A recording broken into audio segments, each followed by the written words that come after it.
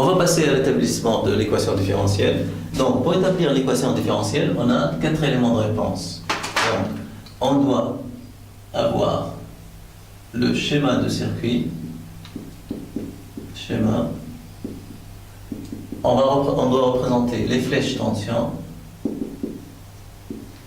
On doit utiliser la loi des mailles et puis aboutir à l'équation différentielle. Donc, il faut bien respecter ces 4 éléments de réponse. Donc, on va commencer par le dipôle RC. On va schématiser le circuit. On va mettre le dipôle RC en série avec le générateur idéal de tension. L'interrupteur doit être fermé. Donc là, nous avons un générateur idéal de tension. On va représenter les flèches tension. Donc là, c'est le sens du courant. Donc là, c'est UC, d'après la convention récepteur. UR. Donc, après le schéma, on a représenté les flèches tension. On va passer à l'utilisation de la loi des mailles. Donc, la loi des mailles, ça nous dit quoi? UR plus UC moins E égale à 0. Quand on dit loi des mailles, il faut écrire à la fin égale à 0. Donc, c'est la loi des mailles. UR, c'est R fois I, plus UC, c'est 1 sur C fois Q, égale à quoi? Égale à E. Donc, on s'est proposé d'établir l'équation différentielle en I de T. Donc, j'ai intérêt à, si vous voulez, montrer I de T. Donc là, on a Q. On sait que dQ par dt n'est autre que I. Donc, on va dériver. On va dériver cette équation pour avoir dQ par dt, puis on va la remplacer par I de t. Donc là, on aura R fois di par dt plus 1 sur c fois dQ par dt égale dE par dt. Or, E c'est une constante, donc sa dérivée est nulle. Donc on aura finalement di par dt plus, on va écrire là soit R fois C ici, soit 1 sur RC. Donc je veux écrire 1 sur RC pour voir la constante de temps. Donc dQ par dt, on va remplacer dQ par dt par quoi? Par I égale à quoi? dE par dt, c'est 0. Donc là, c'est l'équation différentielle. Donc avec R fois C n'est autre que taux qui est la constante de temps du dipôle RC. Donc là, on aura finalement, si vous voulez, on peut l'écrire de cette façon, di par dt plus 1 sur taux fois I égale à 0. Et c'est bien l'équation différentielle en I de t avec ce grand membre nul. D'accord? Donc là, finalement, on trouve l'équation différentielle en I de t. Bon, remarquez bien, si vous voulez, une remarque. On peut passer tout de suite à, si vous voulez, l'équation différentielle en UR de t. On sait que UR égale à quoi? UR égale à R fois I. Donc, je peux multiplier l'équation par R. On aura R fois di par dt n'est autre que d fois R fois I, donc DER par dt, plus 1 sur taux fois R fois I, c'est UR, égale à quoi? Égale à 0. Donc c'est une équation différentielle en UR de t, avec ce grand membre nul. Donc vous remarquez bien que les deux équations sont pratiquement identiques, si vous voulez. Donc il y a juste, on remplace I par UR. Donc ça explique, c'est une autre façon, si vous voulez, d'expliquer que UR et I sont proportionnels, si vous voulez. UR et I ont la même allure. Donc finalement, c'est l'équation différentielle, soit en I de t, soit en UR de t. On peut aussi exploiter ça pour écrire l'équation différentielle en Q de t, si vous voulez. Donc à partir de cette équation différentielle, donc là, c'est di par dt plus 1 sur taux fois I. Or, I égale à quoi?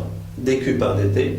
Donc di par dt, ça va me donner d2q par dt2, n'est-ce pas?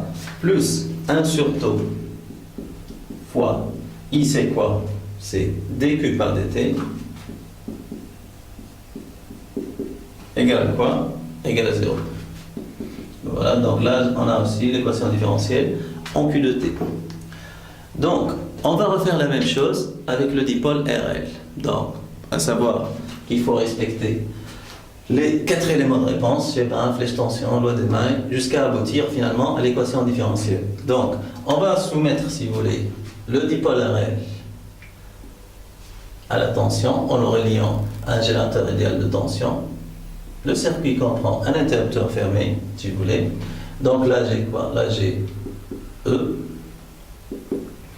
Donc, ça, c'est le centre de courant. Donc là, j'ai quoi? UB. Et là, j'ai quoi? J'ai UR. Donc, après le schéma, flèche tension, on va passer à la loi des mailles. Donc, la loi des mailles, c'est quoi? Loi des mailles, ça va me donner quoi?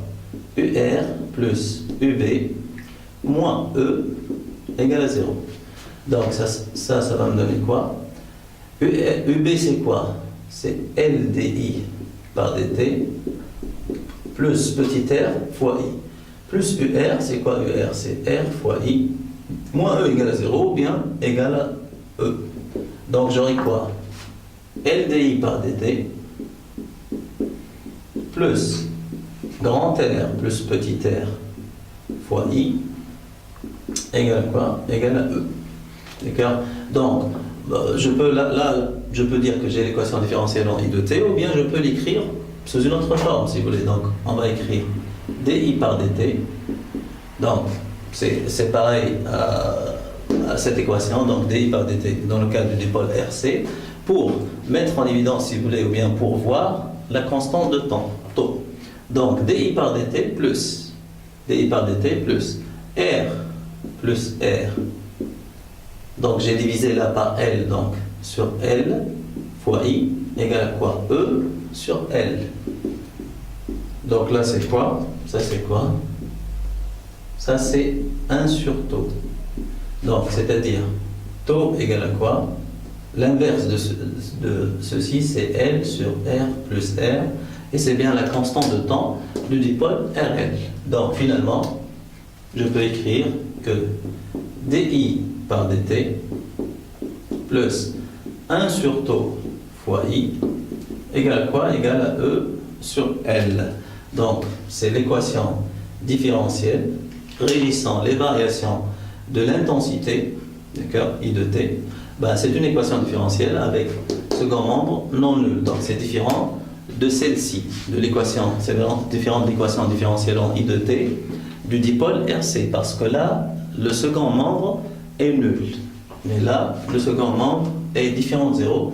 Donc c'est normal. Donc I de t, dans le cas d'un dipôle RC, dans la phase de la charge, si vous voulez, n'a pas la même allure que I de t dans le cas d'un dipôle RL pendant la phase de l'établissement du courant. Donc là, j'ai une fonction décroissante, si vous voulez, et là, une fonction croissante. Donc, parce que les deux équations différentielles ne sont pas de la même forme. Eh bien, on va passer, si vous voulez, il nous reste l'étude des solutions dans le cadre du dipôle RC, dans le cadre du dipôle RL.